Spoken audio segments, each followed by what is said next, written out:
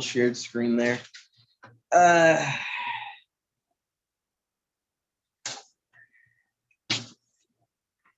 Let me see here.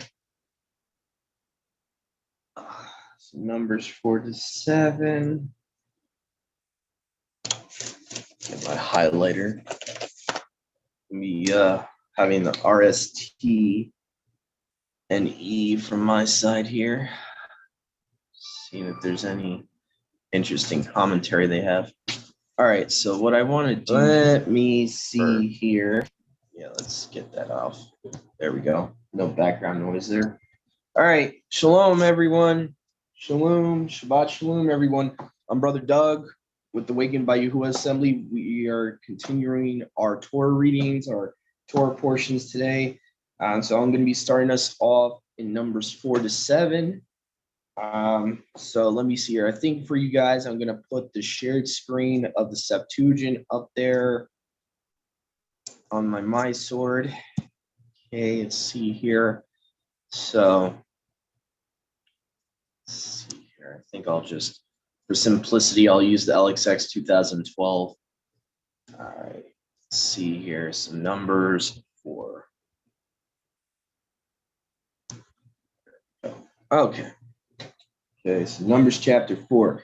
Yahuwah spoke to Moshe and Aaron, saying, take some of the children of Kohath from the midst of the sons of Levi and their families according to the houses of their fathers' households, from 25 years old and upward until 50. Okay, so you can already see a huge difference there. All who enter into the service to do the work in the tabernacle of the congregation. Okay, verse 4. Oh, interesting. That's also left out too. It is most set apart. Oh, that's great. You know, just leave that out. Like that doesn't matter. Okay. Thank you, Mazarites.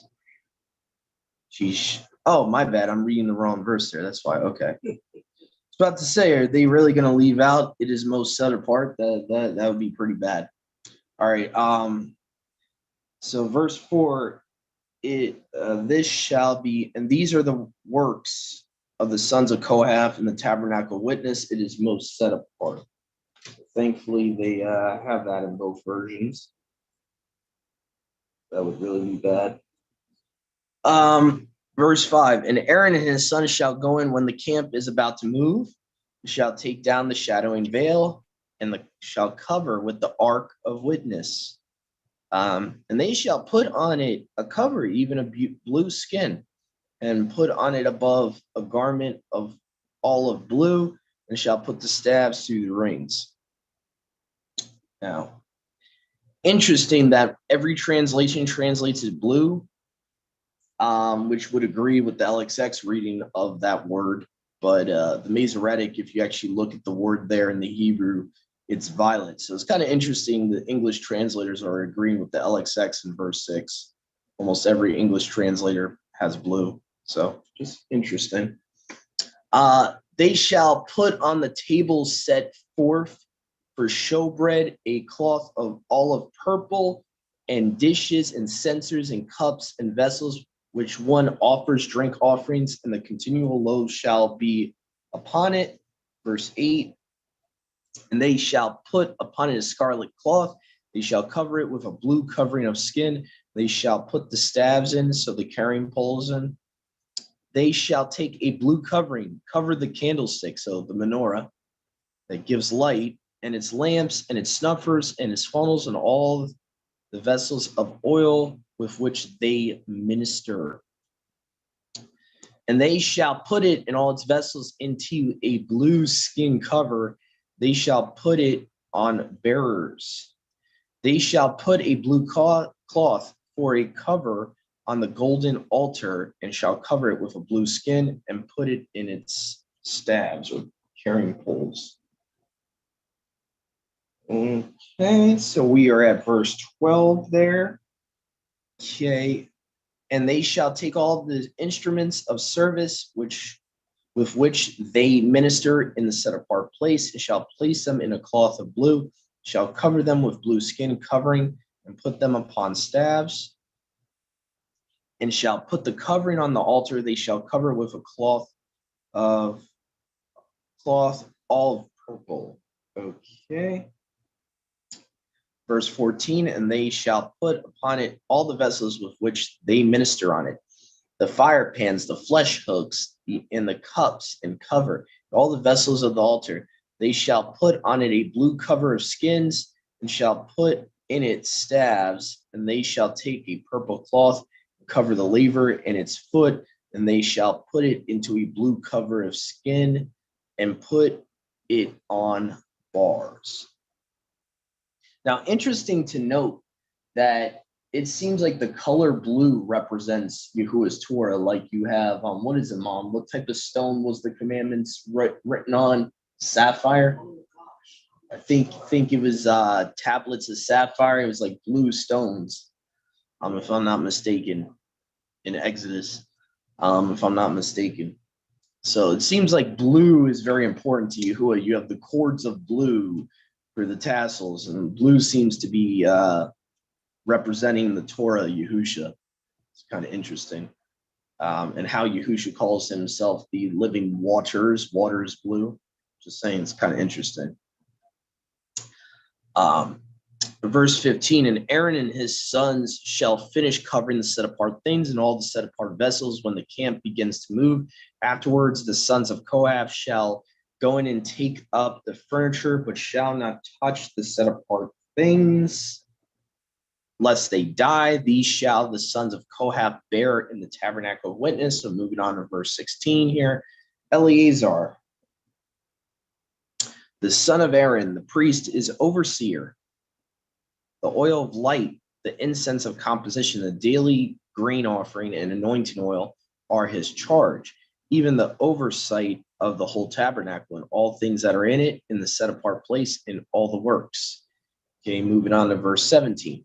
And Yahuwah spoke to Moshe and Aaron, saying, you shall not destroy the family of Kohath from the tribe of the midst of the Levites. This do you. Okay, we got a sister here having trouble connecting here. Okay, here we go.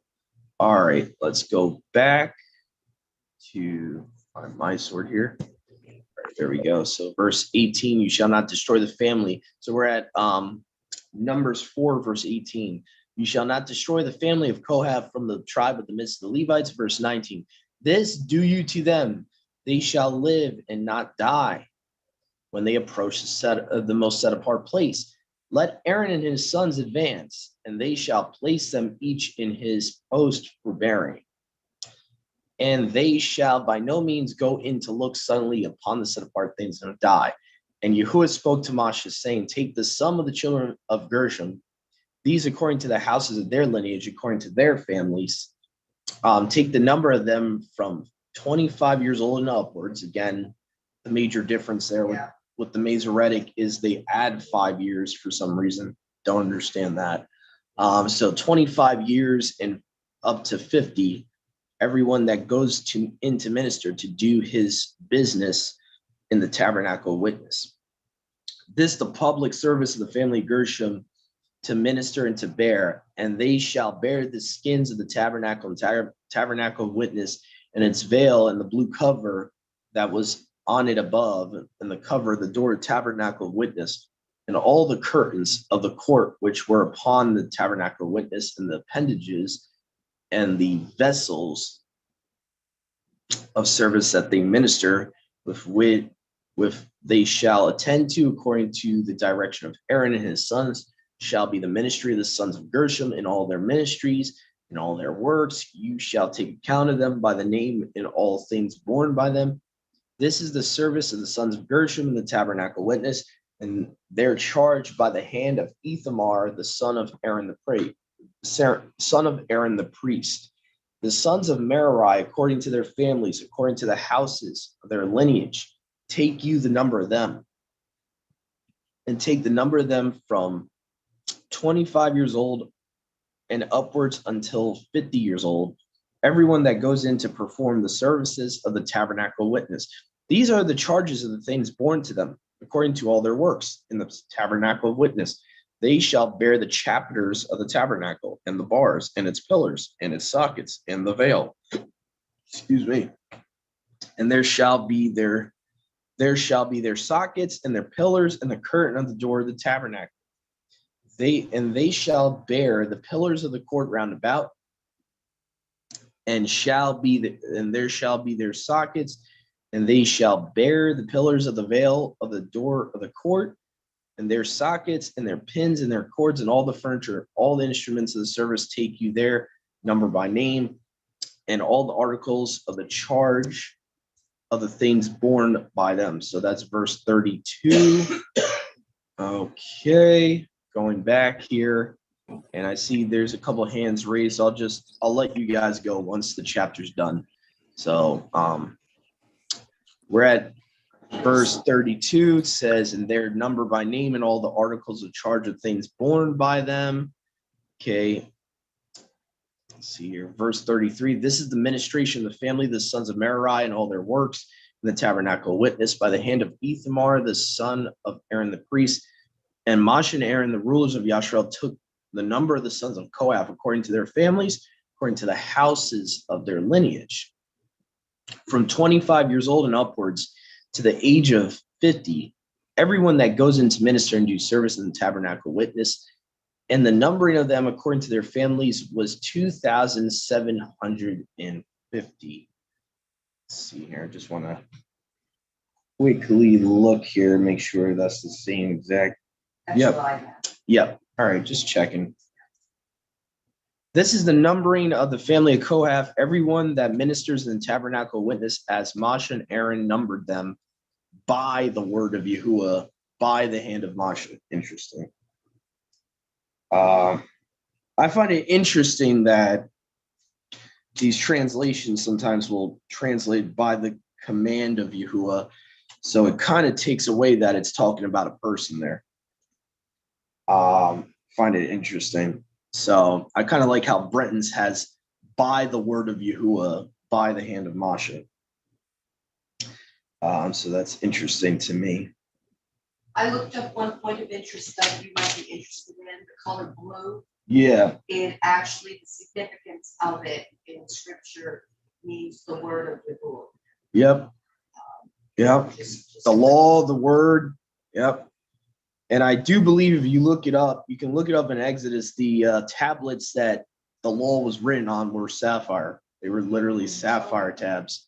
And his throne, if I'm not mistaken, under his throne, or I forget if it's under his throne or the throne itself is made of sapphire. I forget. There's something in Exodus that talks about it. But anyway, yeah. The deep sea blue is a very important color to Yahuwah. But anyway, so let me see here. We're at verse 38, I believe. The sons of Gershom were numbered according to their families, according to the houses of their lineage, from 25 years old and upward till 50 years old. Everyone that goes into minister to do the services in the tabernacle witness, and numbering of them according to their families, according to the houses of their lineage, was 2,630. Note here. Okay, so 2,630. All right. Moving on, verse 41. This is the number in the family of of the sons of Gershom. Everyone who ministers in the tabernacle witness, whom Moshe and Aaron numbered by the word of Yahuwah, by the hand of Moshe. Okay, so yeah. Yeah, it's very weird. The Masoretic will just say, whom Moshe and Aaron did number according to the command of Yahuwah. So it completely takes away that the fact that the word of Yahuwah is actually being recognized as a person there. Very interesting.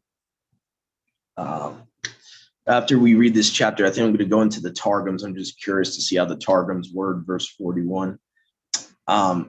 Anyway, verse 42. And also the family of the sons of Merari were numbered according to their divisions, according to the house of their fathers, from 25 years old and upward to 50 years old. Everyone that goes into, sorry about that, my stupid screen got cut off there when I was trying to let someone in. All right, according were numbered according to their divisions, according to the house of their fathers. We're at verse 43 of Numbers 4 here. From 25 years old and upward till 50 years old, everyone that goes into minister into the services of the tabernacle of witness. Verse 44. And the numbering of them according to their families, according to the houses of their lineage, was 3,200. Okay. This is the numbering of the family of the sons of Merari, whom Moshe and Aaron numbered by the word of Yahuwah, by the hand of Moshe. Interesting. The Greek there, the literal Greek for word is actually voice. Interesting. I wonder why they would want to change that verse. Interesting.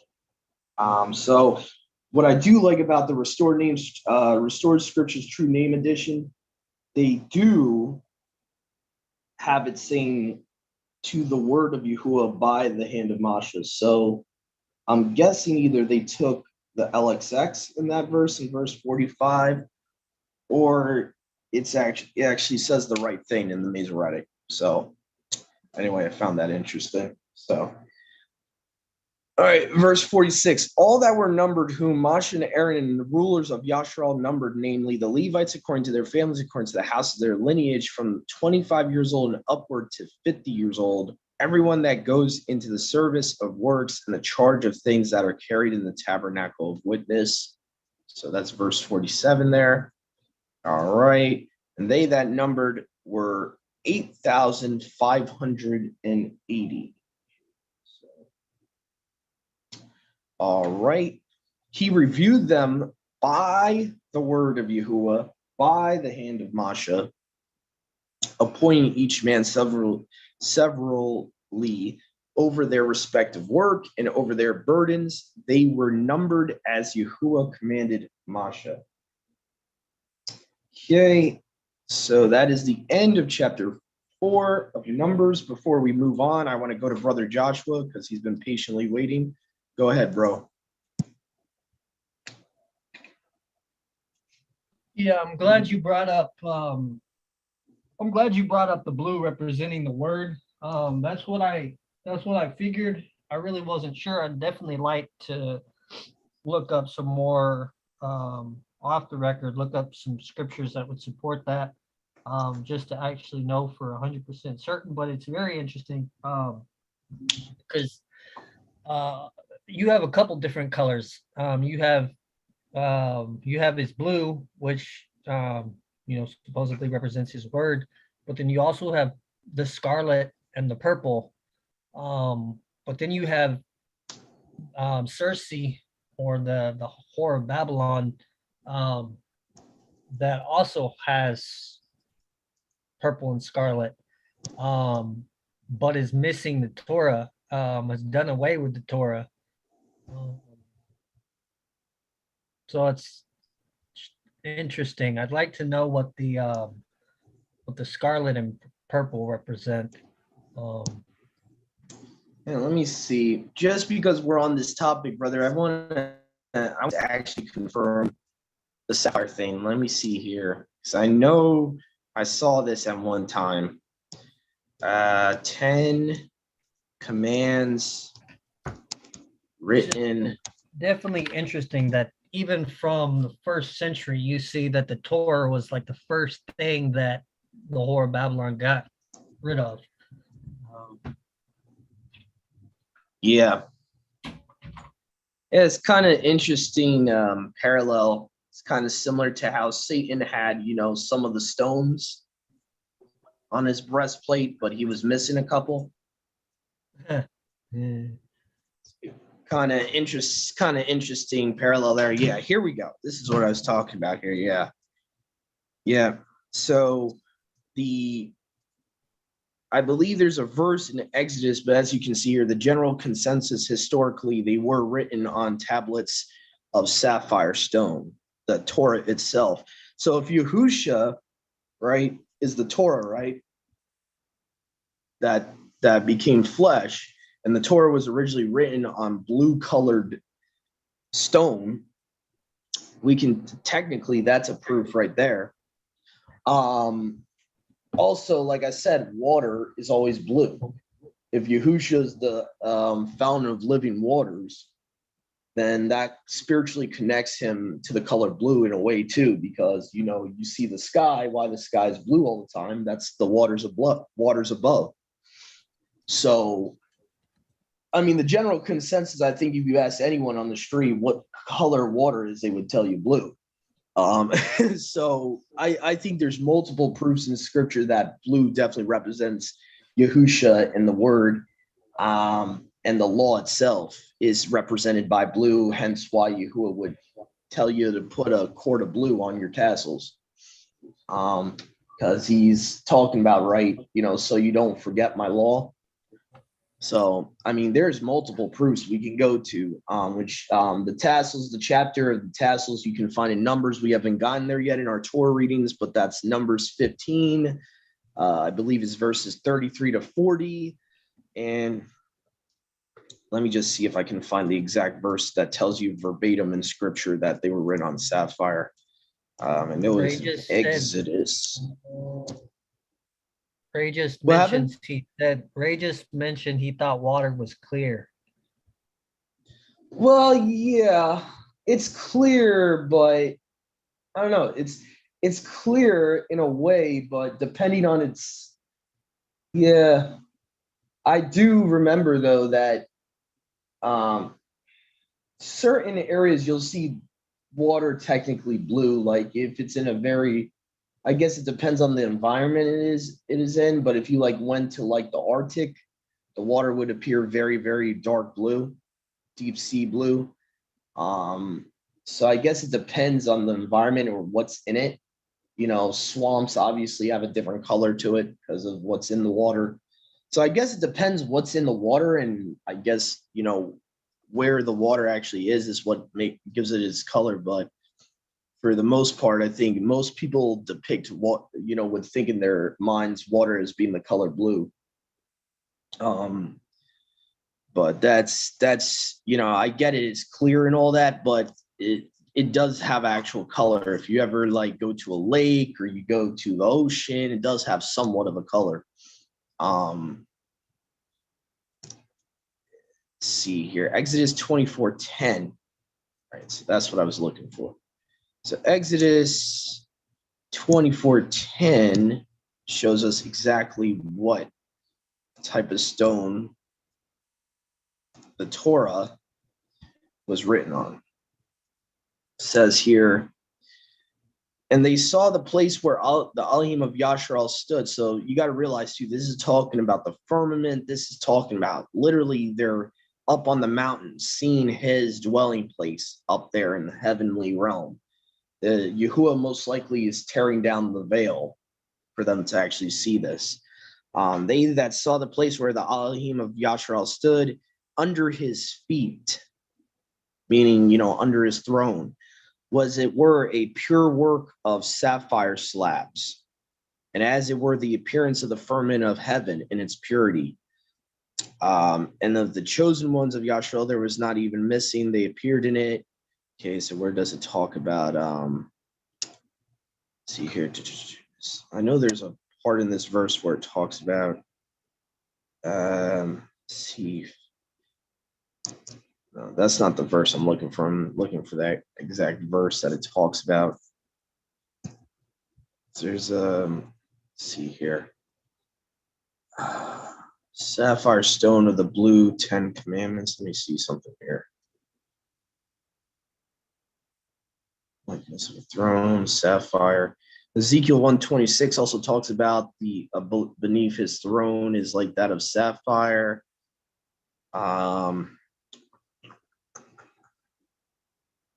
Let's see here.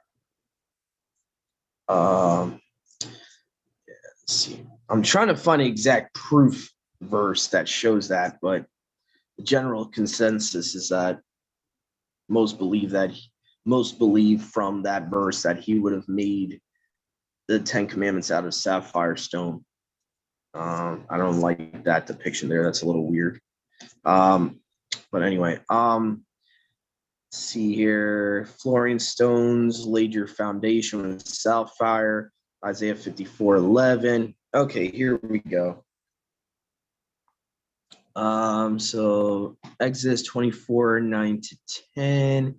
Yes, he just talks about under his feet. I'm actually looking for where it talks about what he actually wrote them on. Exodus 24:12. Elohim said to Moshe, come up to me on the mountain, stay here. I will give you cubes of stone. Okay, so that's a fair inference there. Yeah, first of all, 2 verses earlier, it's talking about the sapphire stones, and then it's saying, I will give you stones. So he's giving him stones from heaven to write on. So the fair inference, which I would agree with, in my opinion, is that he literally wrote the commands on sapphire stone, blue sapphire stone from heaven. So that actually makes a lot of sense. But yeah, you can look up the word. The blue is used a lot when it's talking about the tabernacle. Blue is used as part of the colors of the tabernacle. You got the blue, the purple, the gold, the red. If I'm remembering correctly, you have the scarlet, purple, blue, red, and the gold all together. So yeah, very important. Yahuwah definitely used those colors for a reason, definitely. But that's the most I can elaborate that on that right now. I would like to look more into it, but I have no doubt. Mom, do you know what the source was online that said that it represents his word? Oh, okay. Okay, I was just curious if that was from like a Jewish source or Christian, or I was just curious. Because it would be funny if that's from a Jewish source. I'm just curious. Christianity.com. Ah, okay. Yeah. Okay. I was just curious if that was from yeah. Yeah, so anyway, but yeah, so I was just curious because if they believed in that, then they would have a lot of problems. So, but anyway. So let's see here. I'm trying to think of, I think we can move on. Unless Brother Joshua wanted to bring up anything else. I thought it was interesting when they were talking about the covering, they said sea cows. Where you were just saying covering basically. It would Cows. say, yeah, every aspect when it was talking about Cows. covering sea cows. And I looked up sea cows, and what they are is the same thing we would know as a manatee. And so basically my version was saying that the covering was from sea cows. What verse is that, Mom? Let me look in the Hebrew, because sometimes the NIV goes a little weird. Start here. Sometimes they try to improvise a little too much. And they paraphrase. Okay, the first time it happens is chapter 4, verse 5. Then they are to cover this with hides of sea cows, spread a cloth of solid blue over that. You sure it's verse 5 and not verse 6? 6, I'm sorry. Yeah, I'm gonna look at my King James with the Strongs here. We're gonna see here where they're getting sea cows idea. First of all, it The says next verse, verse 8, it says sea cows. it says badgers, number 1. Okay. King James says badgers. Yeah, it wouldn't be a sea cow if it's from the sea. The only animal they give from the sea under this definition of Takash is dolphin. So sea cow would be incorrect. These are a lot bigger than dolphins, and they honestly look more ferocious. No, I doubt they were using that. It probably was a dolphin or a badger or some type of animal hide. Sea cow right here. Yeah, I seriously doubt they were going into the sea to find blue skins. They mentioned that manatee is basically another name for it. Yeah, I doubt they were using a manatee though to do the skin of for the tabernacle. I seriously doubt that. That seems very unrealistic. Yeah. That I don't know where the NIV is getting that concept. It's not in the Hebrew, so I don't know where they're getting that concept. Because if you look at both of them, it says skin of animals, so it's not It's not specifying. And then when you look at the first Hebrew word, it's dolphin, sheep, badger, dugong, whatever a dugong is. There's no mention of that type of animal that the NIV has there. So I would say that's a translator bias there. I would say so. That's some type of cultural bias. So anyway, oh, go ahead, Brother Joshua. I see you got your hand up, and yep, go ahead. Old hand. Oh, okay. Who else has one up there? Anyone else? Shalom, Brother Ray. Go ahead. Do you have anything you want to ask, or? Yeah, I do. So I was actually telling Sister Victoria about Brother Joshua's testimony, and I was just giving like little bits and parts of it, but I didn't give the full testimony. I guess he was just really curious to hear it. She wanted to hear like his whole testimony, if he doesn't mind, of course, if that's the way the fellowship's going. I don't know if that's the direction it's going, but yeah.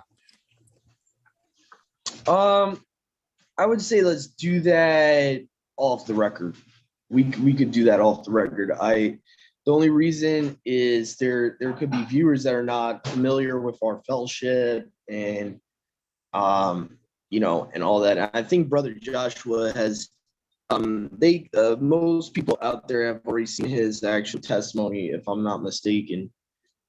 Yeah, so there I just want to keep this going. When we're done with the reading, if Brother Joshua wants to, if he wills, he could share it off the record. Yeah, so let me see here. So moving on back to where we were. Yeah, see here. So we got Numbers 5 is next.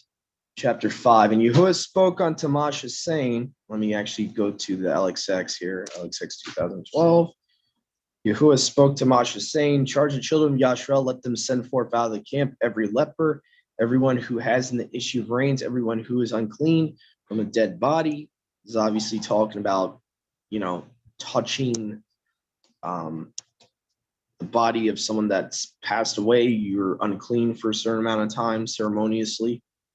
Whether male or female, send them forth out of the camp. They shall not defile their camps, while in which I dwell among them. And the children of Yashrael did so, and send out of the camp, as Yahuwah said to Moshe. So did the children of Yashrael, and Yahuwah spoke to Moshe, saying, speak to the children of Yashrael, saying, every man or woman who shall commit any sin that is common to man, or if that soul shall in any way have neglected the commandment and transgressed, that person shall confess the sin which he has committed and shall make satisfaction for his trespass. He shall pay the principal and shall add to it the fifth part, and shall make restoration to him against whom he has trespassed. So I'm assuming this is dealing with restoration of stolen property, I would assume. But if a man has no near kinsman so as to make satisfaction for his trespass to him, the trespass offering paid to Yahuwah shall be for the priest, besides the ram of atonement, by which he shall make atonement with it for him, and every first fruits in all set apart things from among the children of Yashrael. Whatever shall offer to Yahuwah shall be for the priest himself. Mom, can you take over at verse 10? Verse 10. Each man's sacred gift, his own, that word was almost completely dubbed out, are his own, but what he gives to the priest will belong to the priest. Then Yahuwah said to Moshe, speak to the children of Israel and say to them, if a man's wife goes astray and is unfaithful to him by sleeping with another man, and this is hidden from her husband, and her impurity is undetected, since there is no witness against her, and she has not been caught in the act. That was in parentheses. Okay. And if feelings of jealousy come over her husband, and he suspects his wife, and she is impure, or if he is jealous and suspects her, even though she is not impure, then he is to take his wife to the priest. He must also take an offering of 1/10 of an ephah of barley flour on her behalf. He must not pour oil on it or put incense on it, because it is a grain offering for jealousy, a reminder offering to draw attention to guilt. The priest shall bring her and have her stand before Yahuwah.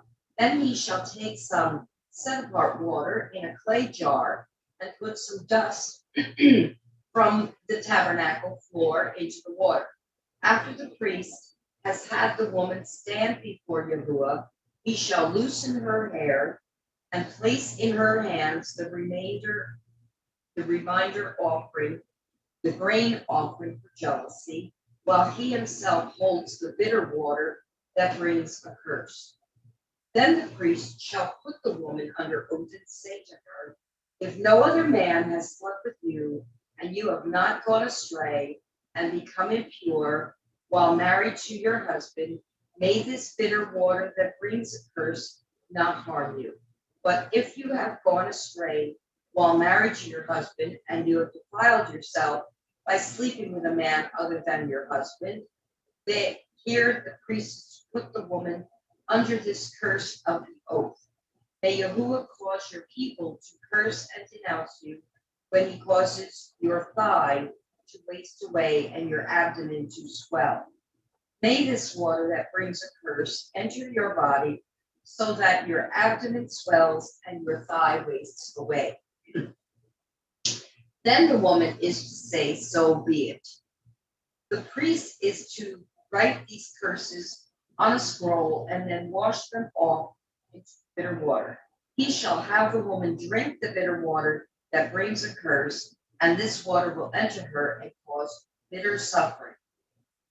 The priest is to take from her hands the grain offering for jealousy, wave it before Yahuwah, and bring it to the altar. The priest is then to take a handful of the grain offering as a memorial offering and burn it on the altar. After that, he is to have the woman drink the water. If she has defiled herself and been unfaithful to her husband, then when she is made to drink the water that brings a curse, it will go into her and cause bitter suffering. Her abdomen will swell and her thigh waste away, and she will become accursed among her people. If, however, the woman has not defiled herself and is free from impurity, she will be cleared of guilt and will be able to have children. This then is the law of jealousy, when a woman goes astray and defiles herself while married to her husband, or when feelings of jealousy come over a man because he suspects his wife. The priest is to have her stand before Yahuwah and is to apply this entire law to her. The husband will be innocent of any wrongdoing, but the woman will bear the consequences of her sin. Buckle up, women. Well, it's actually a law of mercy if you think about it. Instead of the woman being stoned, the woman's actually given a chance that even if she's guilty, if you look at that law, she is not to be stoned. So a lot of people don't realize that's actually Yahuwah's mercy, the law of bitter waters. By the way, that's what they should have done. That's what the Pharisees should have done To that woman. with the adulterous woman. Right. So when you fully understand this law in this chapter, you understand why Yahushua was wasting time writing stuff on the ground, because he already knew that what they were asking him to do either way was not the law that's supposed to be done there. They're supposed to bring her to the Levite. They're supposed to bring her before the priest in the temple. She was not even inside the temple when they're doing this. The most movies portrayed as she's just outside, not even in the temple, and they're about to stone her. They want to stone her without having two witnesses. They're not even doing the bitter waters since the guy's not even there. It's what she should have been doing because her husband can only accuse her. He can't find proof that she did it. You know what I'm saying? So that's why Yahusha said, "He who is without sin cast the first stone," meaning in this very matter, he who is without sin, go ahead, cast the first stone, throw the first stone at her. If you think you're without sin in this matter and you're doing it right, go ahead. And none of them did. So obviously they knew they were in sin. There's been speculation whether one of the Pharisees most likely were her husband or even the guy she committed adultery with. So there's been speculation about that too. The fact that the guy that supposedly she committed the act with was never there. Why is that? You know? But anyway, that the bitter waters is actually an act of mercy. It's a law of mercy from Yahuwah. It's not a bad thing. Because either way, if she's guilty, she doesn't get killed. The other way, she would be killed if she's guilty. So it's actually a lot more merciful than just stoning her, the law of bitter waters. So a lot of people don't realize that. Atheists don't realize that. But yeah, because the prior law would be, okay, if you know for a fact the woman has sinned and she's committed adultery, she's automatically stoned. So the other option is, no mercy at all. But yeah. Let's see here. I noticed there was something interesting here. I noticed in verse 9, Mom, doesn't say what type of offering they're supposed to give. That it's supposed to be talking about. All the sacred contributions children of Israel bring to the priest will belong to them. So it just says set apart things. Says, okay. yes. Okay.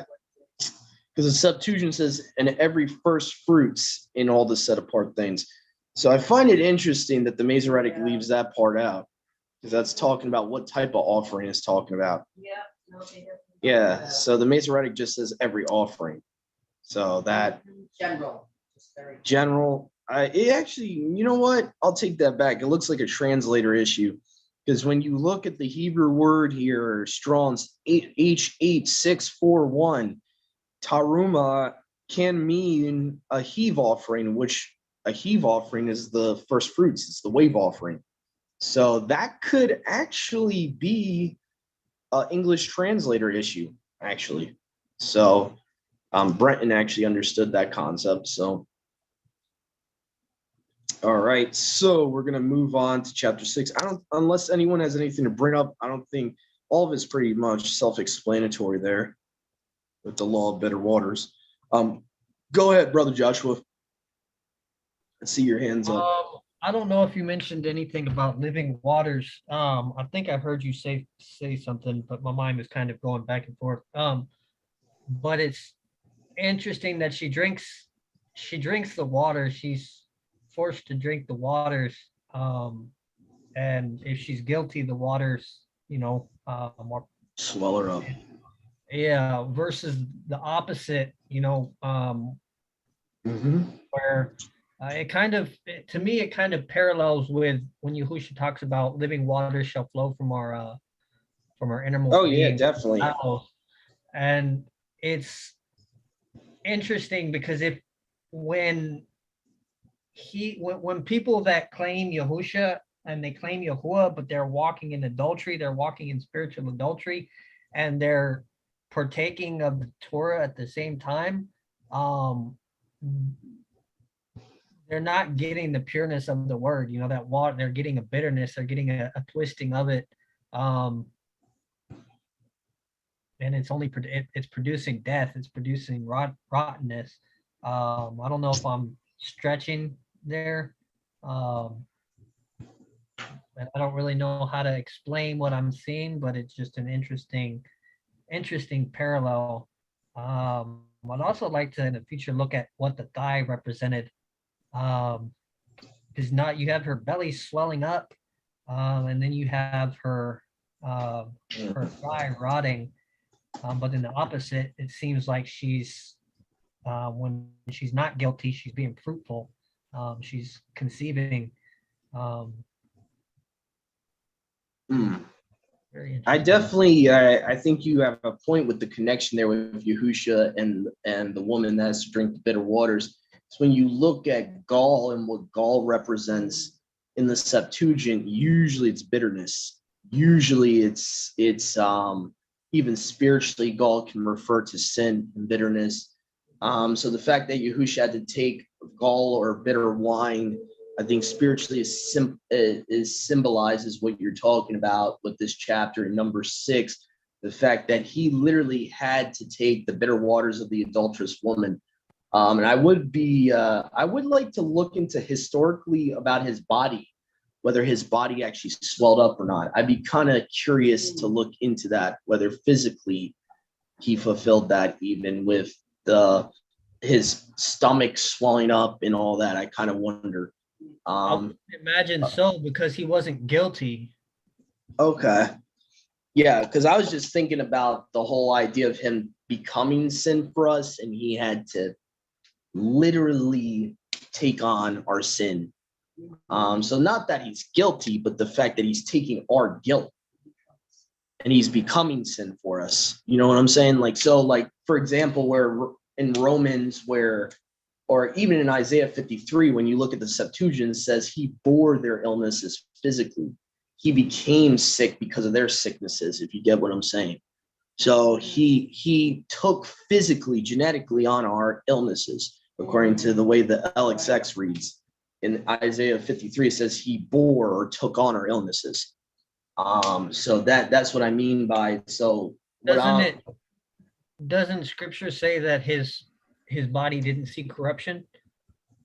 yeah, well, no, not body. It says, let your my soul would be, soul is like combination of body and spirit. I would say soul in that context is more referring to his spirit not seeing corruption, because every body, for the most part, you know, when it dies, I would assume has some type of rotting even in the first couple of hours.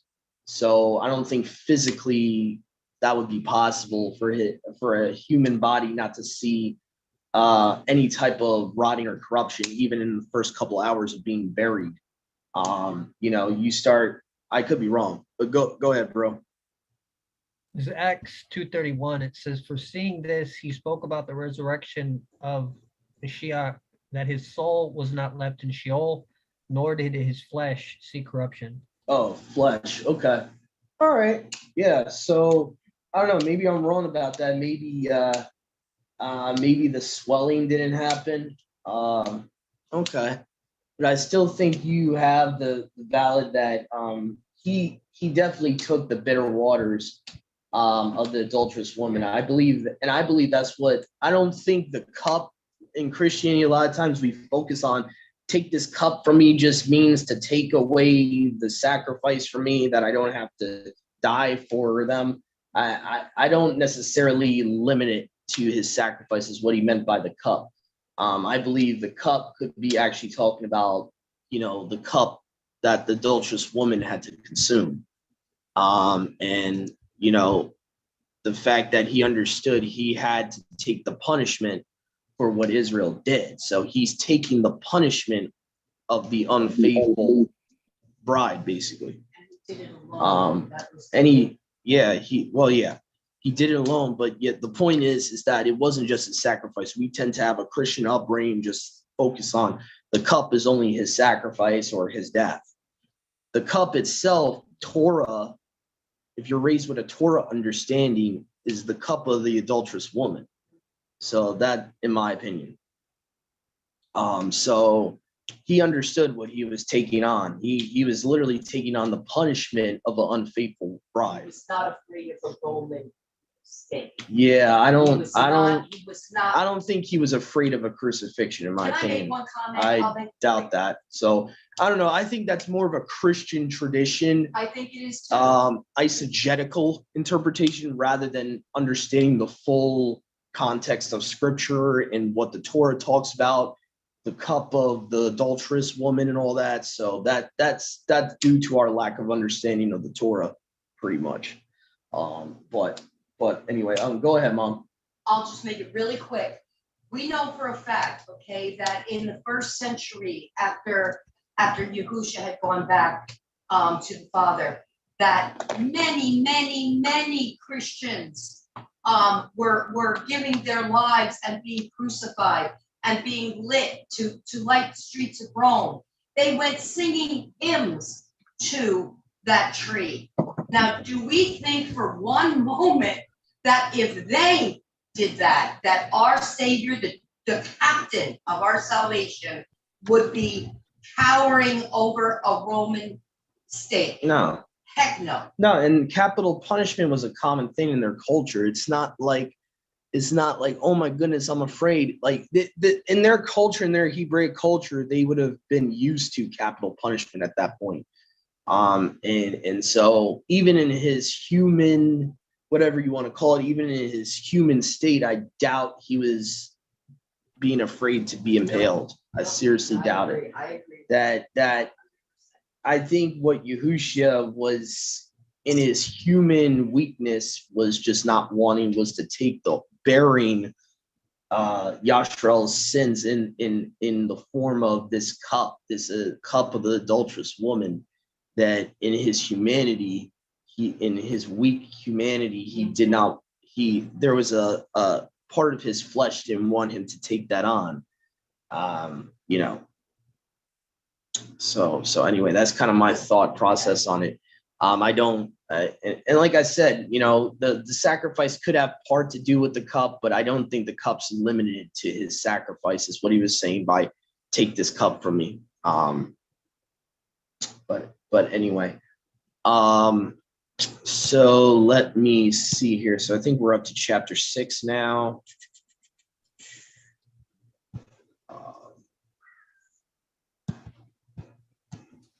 See here. So it says here, number 6, and Yahuwah spoke to Moshe, saying, speak to the children of Yashrael, you shall say to them, whatsoever man or woman shall vow a vow, separate oneself with purity to Yahuwah. So this is a Nazarite vow. Right. He shall purely abstain from wine and strong drink, and he shall drink no vinegar of wine or vinegar of strong drink. And whatever is made of the grape he shall not drink, neither shall he eat fresh grapes or raisins.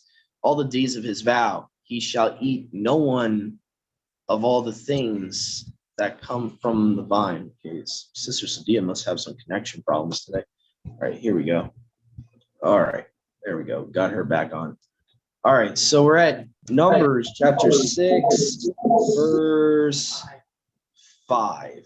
All the days of his separation, a razor shall not come upon his head until the days be fulfilled, which he vowed to Yahuwah. He shall be set apart, cherishing the long hair of the head. So basically, we see so far here, the Nazarite vow is similar to, basically, it's almost like you're taking a vow that makes you similar to a Levite, where you're specially kadosh to Yahuwah above the rest of Yashral. So verse 7, to his father or mother, or to his brother or sister, he shall not defile himself for them. Again, similar to the Levites, they can't defile themselves for the dead. Leviticus 21. When they have died, because the vow of Elohim is upon him, on his head, all the days of his vow, he shall be set apart to Yahuwah. If anyone should die suddenly by him, immediately the head of his vow shall be defiled. He shall shave his head, and whatever he shall be purified. On the 7th day he shall be shaved. So basically, if a dead body even is right next to the person, their vow of separation is tainted, so they have to shave their head. So that's what it's saying. So if anyone should die suddenly by him, immediately head of his vow shall be defiled, he shall shave his head. Okay, so we read that, verse 9 there. And on the 8th day he shall bring 2 turtle doves or 2 young pigeons to the priest, to the doors of the tabernacle of witness, and the priest shall offer one for a sin offering, the other for a whole burnt offering. The priest shall make atonement for him in the things wherein he sinned respecting the dead body. He shall set apart his head in that day, in which he has set apart to Yahuwah the days of his vow. He shall bring a lamb of a year old for a trespass offering, and the former days shall not be reckoned, because the head of his vow was polluted. Kind of reminds me in Ezekiel 3, where it says that the righteous has sinned. His former days of righteousness are not remembered. So that's kind of interesting. Verse 13, and this is the law of him that has vowed, in whatever day he shall have fulfilled the days of his vow, he shall himself bring his gift to the doors of the tabernacle of witness. Obviously, we're not in a Levitical priesthood, so none of us should be doing this type of vow in a Melchizedek priesthood, as you can see. You would have to give offering. You would have to give an offering to the priest. You have to bring it to the door of the tabernacle witness. If you get defiled by the dead body, so say today you try to do this in a Melchizedek priesthood. The problem is, what happens if someone that's near you dies, and then your vow gets defiled, and then you have to give an offering. Though you won't have an offering to give, so it would be nearly impossible to do this today if we were to keep this vow in the context of how it was given. So verse 14, he shall bring his gift to Yahuwah, one male lamb of a year old without blemish for a whole burnt offering, one ewe lamb of a year old without blemish for a sin offering, one ram without blemish for a peace offering, and a basket of unleavened bread of fine flour, loaves kneaded with oil, and unleavened cakes anointed with oil, and their grain offering and their drink offering. And the priest shall bring them before Yahuwah, and shall offer his sin offering and his whole burnt offering. And he shall offer the ram as a sacrifice of peace offering to Yahuwah with the basket of unleavened bread. And the priest shall offer its grain offering and drink offering, and his drink offering. And he that has vowed shall shave the head of his separation by the doors of the tabernacle witness, and shall put the hairs on the fire which is under the sacrifice of peace offering. And the priest shall take the sodden shoulder of the ram and the unleavened loaf from the basket, and one unleavened cake, and shall put them on the hands of the votary after he has shaved off his set apart hair. And the priest shall present them as an offering before Yahuwah, and it shall be the set apart portion for the priest beside the breast of the heave offering, and besides the shoulder of the wave offering. And afterwards the votary shall drink wine. Okay.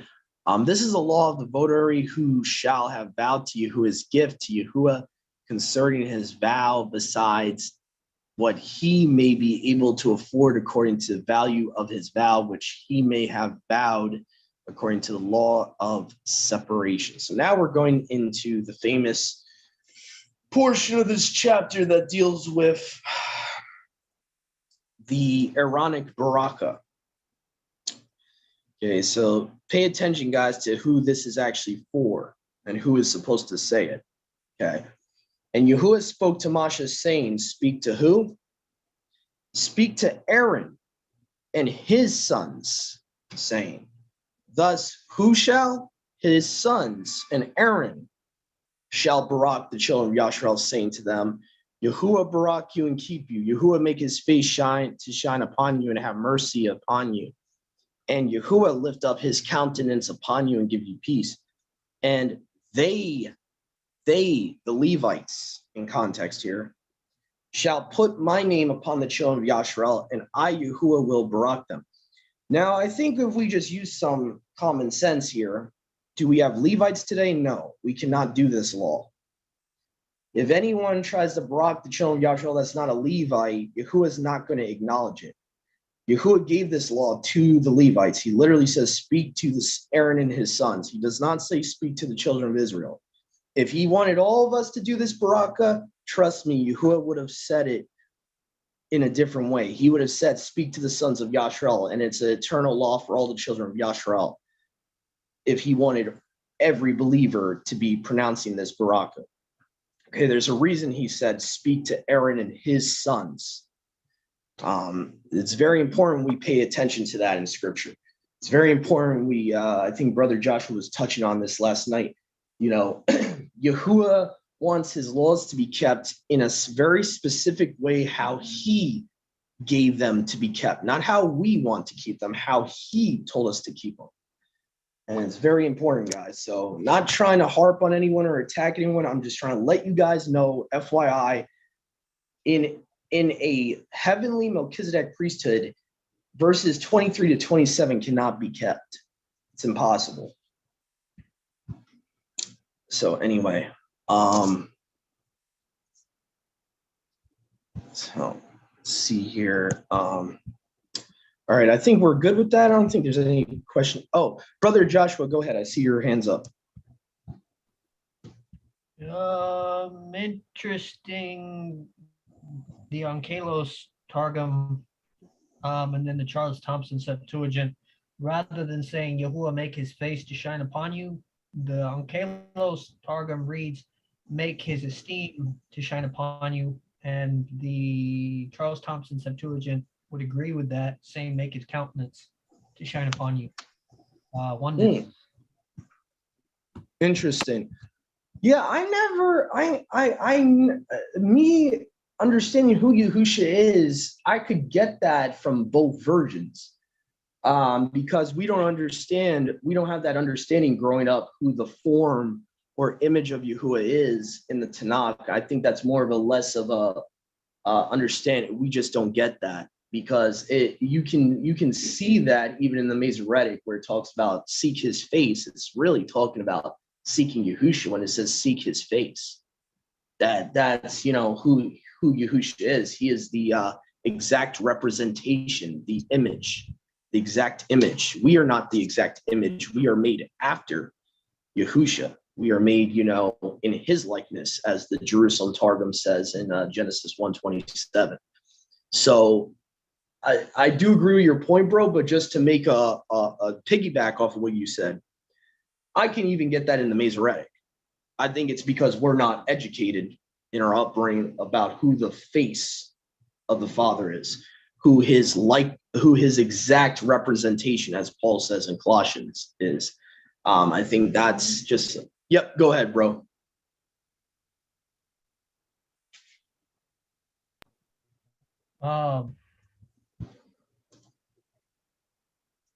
Ray said, interestingly, I think when Masha said to Yahuwah to show his face, I think Yahuwah said something along the lines of that he can't see his esteem.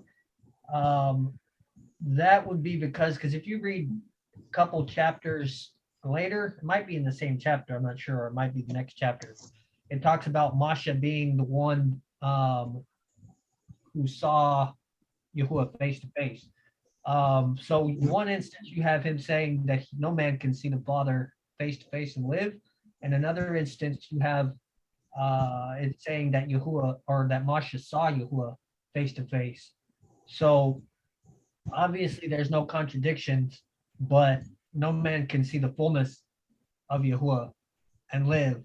That's why he comes in the form of Yahusha, as the form of the Malach of Yahuwah.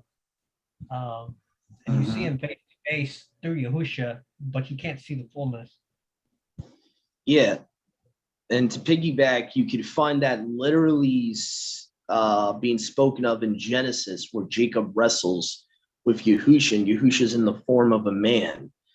And he, I think in the ABP, I forget which translation, but I really like how it's worded. It says, I have seen the form of Elohim, like the likeness. He's seen the image of Yahuwah. So there, yeah, I would agree 100% with Brother Joshua. Oh, go ahead, bro. On a different note, would the cup of Yahuwah's wrath be the same thing as the cup of the adulterous woman? Or would those be? I don't think so, because it seems like the law of the adulterous woman is more of like mercy. It's actually a mercy type of commandment, because he's actually, even if she was guilty, according to number 6, she would not be put to death. According to what number 6 literally says. So the cup of his wrath is a little different. I think both is valid, obviously, because it talks about, in the Brit Hadashah that, he saved us from his own wrath and all that. So it's not like that's not valid. It's just that I think the cup he's talking about is not the wrath. I think so that's the only thing. I think obviously he saved us from the Father's wrath, but when he talks about take this cup from me, I don't think he's talking about the Father's wrath. I think he's actually talking about take this cup from me, that I gotta bear all their sins. I gotta take the adulterous woman's punishment of the bitter waters. That's kind of like what I think Yahushua was actually referring to, rather than the wrath, because his whole ministry, he understood he was going to have to be in the place of Yashrael to take to appease the Father's wrath. I would find it weird that just in that moment he would just all of a sudden have a moment of weakness where he doesn't want to take, he doesn't want to have to take the Father's wrath in place of Israel. I don't know. That's just a thought I have, that it seems a little different. It seems a little different that he knew he was going to have to take the wrath and have to basically be the atonement for the Father's wrath, so that Yashrael would have a way to come back into covenant with the Father. Yeah. So anyway, that's what I think on that. I could see someone interpreting take this cup from me as the wrath. That's very possible. I'm not saying that it's not legitimate. I'm just saying I kind of see it more or less as the cup of the bitter waters. But anyway, but that's a good question. That's a very astute question. So yeah, but like the cup of his wrath, we see a lot when it's talking about final judgment a lot. Like the cup of his wrath is mixed undiluted for Babylon, and all of that. So his wrath seems to be for those that reject Yahusha's sacrifice. So in a way, yeah, his sacrifice was taking the cup of his wrath as well, you could say. His sacrifice took away Yahuwah's cup of wrath from those that believe in him. So yeah. Numbers. So we're going to do Numbers 7 now, and this is the last chapter of the Torah portion here, and then we'll be going to, I think, one of the prophets. So Numbers 7, and it came to pass in the day in which Moshe finished setting up the tabernacle, that he anointed it and set it apart, and all its furniture, and the altar and all its furniture. He even anointed them and set them apart. The princes of Yashrael brought gifts, 12 princes of their fathers' houses. These were the heads of the tribes. These are they that preside over the numbering. Oh yeah, I remember this chapter. It talks about the wagons and all the animals for the sacrifices. I remember this. And they brought their gift before Yahuwah, 6 covered wagons, 12 oxen, a wagon from 2 princes, and a calf from each. They brought them before the tabernacle, and Yahuwah spoke to Moshe, saying, take of them, and they shall be for the works of the services of the tabernacle of witness, and you shall give them to the Levites, to each one according to his ministration. Okay. Verse 6. And Moshe took the wagons and the oxen and gave them to the Levites. And he gave 2 wagons, 4 oxen to the sons of Gershom according to their ministrations, and 4 wagons and 8 oxen he gave to the sons of Merari according to their ministrations by Ithamar, the son of Aaron the priest. But the sons of Kohath gave them not, because they have the ministrations and set apart things. They shall bear them on their shoulders. And the rulers brought gifts for the dedication of the altar in the day in which he anointed it. And the rulers brought their gifts before the altar.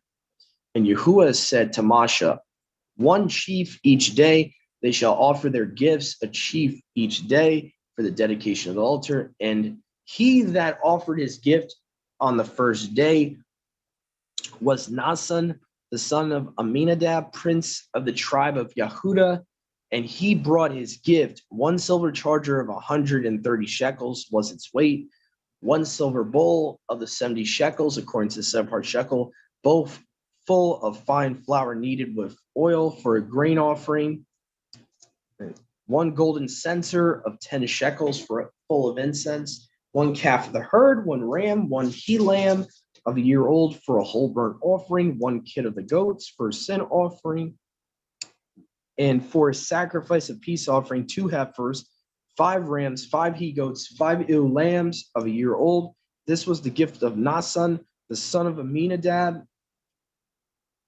On the 2nd day, Nathaniel, son of Sugar, the prince of the tribe of Issachar, brought his offering, and he brought his gift, 1 silver charger, its weight 130 shekels, 1 silver bowl of 70 shekels according to the set apart shekel, both full of fine flour kneaded with oil for a grain offering, 1 censer of 10 golden shekels full of incense, 1 calf of the herd, 1 ram, 1 he lamb of a year old for a whole burnt offering, and 1 kid of the goats for a sin offering. And for a sacrifice, a peace offering, 2 heifers, 5 rams, 5 he goats, 5 ewe lambs of a year old. This was the gift of Nathaniel, son of Sugar.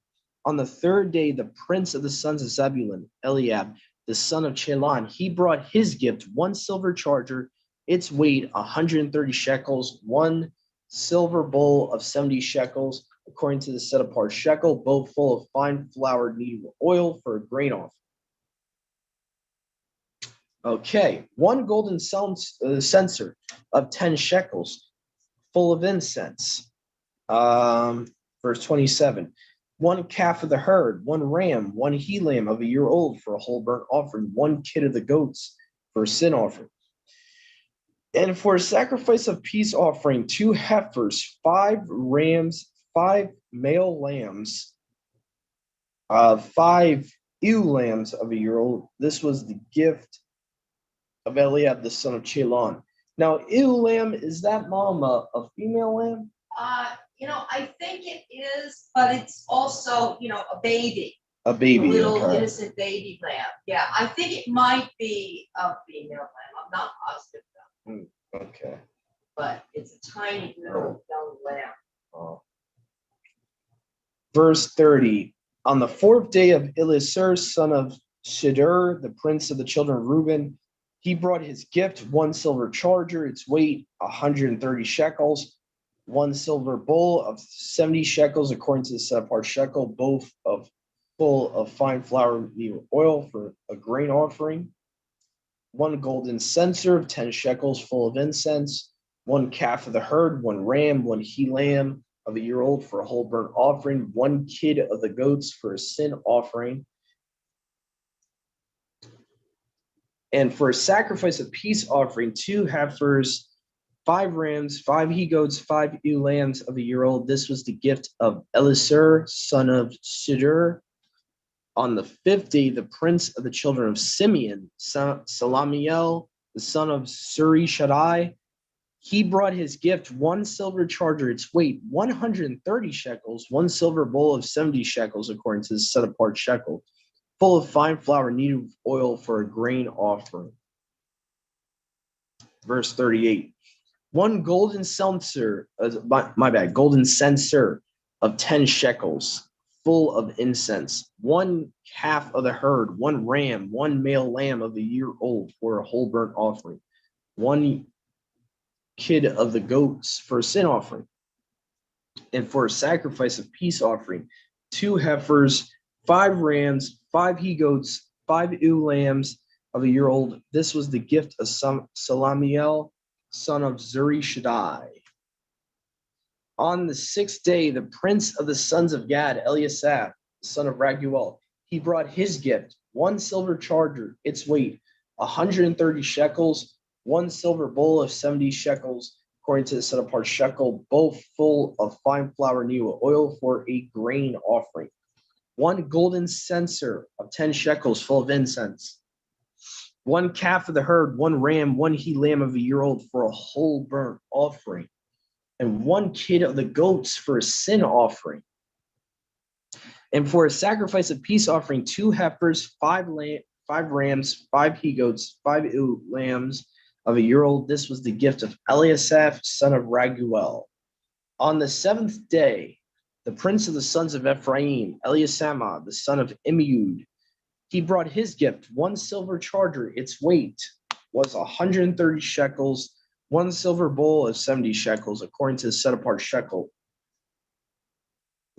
both full of fine flour kneaded with oil for a grain offering. Okay. One golden censer of 10 shekels full of incense, one calf of the herd, one ram, and one male lamb of a year old for a whole burnt offering, and one kid of the goats for a sin offering, and for a sacrifice of peace offering, 2 heifers, 5 rams, 5 he goats, 5 ewe lambs of a year old. This was the gift of Eliasama, son of Amiud. On the 8th day, the prince of the sons of Manasseh, Gamliel, the son of Padasur, he brought his gift, one silver charger, its weight 130 shekels, one silver bowl of 70 shekels, according to the set apart shekel, both full of fine flour mingled with oil for a grain offering. Verse 56. One golden censer of 10 shekels full of incense. Verse 57. One calf of the herd, one ram, one he lamb of a year old for a whole burnt offering, and one kid of the goats for a sin offering, and for a sacrifice of peace offering, 2 heifers, 5 rams, 5 he goats, 5 ewe lambs of a year old. This was the gift of Gamliel, son of Padasur. On the 9th day, the prince of the sons of Benjamin, Abidan, the son of Gadoni, he brought his gift, one silver charger, its weight 130 shekels, one silver bowl, 70 shekels according to the set apart shekel, both full of flour, fine flour mingled with oil for a grain offering, one golden censer of 10 shekels full of incense, one calf of the herd, one ram, one male lamb of a year old for a whole burnt offering, and one kid of the goats for a sin offering. My bad. All right, so we are at verse 65. And for a sacrifice of peace offering, 2 heifers, 5 rams, 5 he goats, 5 ewe lambs of a year old. This was the gift of Abidan, son of Gadoni. Verse 66. On the 10th day, the prince of the sons of Dan, Ahiezer, son of Ammishaddai. Verse 67. He brought his gift, one silver charger, its weight 130 shekels, one silver bowl of 70 shekels, according to the set apart shekel, both full of fine flour kneaded with oil for a grain offering, one golden censer of 10 shekels full of incense, one calf of the herd, one ram, one he lamb of a year old for a whole burnt offering, and one kid of the goats for a sin offering. And for a sacrifice of peace offering, 2 heifers, 5 rams, 5 he goats, 5 ewe lambs of a year old. This the gift of Ahiezer, son of Ammishaddai. Verse 72. On the 11th day, the prince of the sons of Asher, Pagiel, son of Ekron, he brought his gift, one silver charger, its weight 130 shekels, one silver bowl of the 70 shekels, according to the set apart shekel, both full of fine flour mingled with oil for a grain offering, and one golden censer of 10 shekels full of incense, one calf of the herd, one ram, one he lamb of a year old for a whole burnt offering, and one kid of the goats for a sin offering, and for a sacrifice of peace offering, 2 heifers, 5 rams, 5 he goats, 5 ewe lambs of a year old. This was the gift of Pagiel, son of Ekron. On the 12th day, the prince of the sons of Naphtali, Akir, the son of Anan, he brought his gift, one silver charger, its weight 130 shekels, one silver bowl of 70 shekels, according to the set apart shekel, both full of fine flour mingled with oil for a grain offering, one golden censer of 10 shekels full of incense, one calf of the herd, one ram, one he lamb of a year old for a whole burnt offering, and one kid of the goats for a sin offering. And for a sacrifice of peace offering, 2 heifers, 5 rams, 5 he goats, 5 ewe lambs of a year old. This was the gift of Akir, son of Anon. This was the dedication of the altar in the date in which Masha anointed it by the princes of the sons of Yashreel, 12 silver chargers, 12 silver bowls, 12 golden censers, each charger of 130 shekels, and each bowl of 70 shekels. All the silver of the vessels was 2,400 shekels. The shekels according to the set apart shekel, 12 golden censers full of incense, all the gold of the shekels, 120 shekels. All the cattle for whole burnt offerings, 12 calves, 12 rams, 12 male lambs of a year old, and their meat offerings, their grain offerings, and their drink offerings, 12 kids of the goats for sin offering, and all the cattle for a sacrifice of peace offering, 24 heifers, 60 rams, 60 male lambs of a year old, 60 ewe lambs of a year old without blemish. This is the dedication of the altar after that Masha set apart Aaron and after he anointed him. When Masha went into the tabernacle of witness to speak to Elohim, then he heard the voice of Yahuwah speaking to him from off the mercy seat, which is upon the ark of witness, or the ark of the covenant, between the 2 cherubs, and he spoke to him. Now that's a big misconception, is because of our translators, we think that Yahuwah is between the cherubim. He's not. He's actually above the cherubim. So it's saying that the ark of the covenant is between the cherubim, which you see that the earthly shadow, of the heavenlies, the way the ark of the covenant was built, you have the cherubim on each side and the ark of the covenant beneath, or in between there. So that is the end of chapter 7. I'm just curious. I want to see how the Onkelos Targum words the last verse there. When Moshe had gone into the tabernacle ordinance to speak to him, then he heard the voice of him who spake with him from above the mercy seat over the ark of witness between the 2 cherubs, and he spake unto him. Interesting that it says the voice of him. So it's a little bit more pro oneness in the Onkelos Targum there. So interesting. So that's the end of our numbers reading. I don't know, Mom, you look like you had something. I was just Go gonna say, ahead. I verified it. A ewe lamb is a female, very young lamb, and the Okay. male lamb is a ram. Mm, Male lamb is called a ram. that makes sense, because I see sometimes in the Septuagint will mention a ram for the male lamb. Sometimes it will just say ram instead of a male lamb. So, okay, that makes a lot of sense. All right, so that's the end of our Torah portion. Part of our study today will be,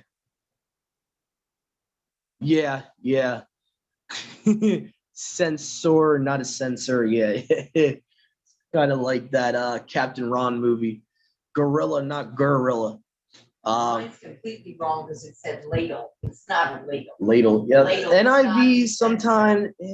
I've These seen modern censor. translations It's sometimes very different from a ladle. the modern translations do that a lot. They Ladle's in a punch bowl. they modernize it It's not sometimes. an intense Go ahead, brother Joshua. That's why I really like language, man. Like Yahuwah is just really amazing with the way that he's created the human language. Even though the English language specifically is a lot of hodgepodge languages all compiled into a chimera, still very interesting. Like in a sense, like INASENSE versus innocence, like innocent. Yeah. Always fascinated me, man. Like the language period. It's pretty cool. Yeah, there's a lot of weird things about these languages, like English and even the modern Hebrew. you have words that are spelled similar but mean completely two different things. Oh, yeah. And like sun versus sun in English, you have S-O-N and S-U-N. There. But actually, that's a bad example because that actually I recently figured out that S-O-N and S-U-N used to be the same exact word, so that's a bad example. But you have other ones like there and they are, or, yeah, you know, you got multiple ways of spelling a word. Can you change the spelling of a word in the English language, you're going to change the whole meaning of it. Trying to use other ones. Two, yeah, that's a big one. TWO is a number.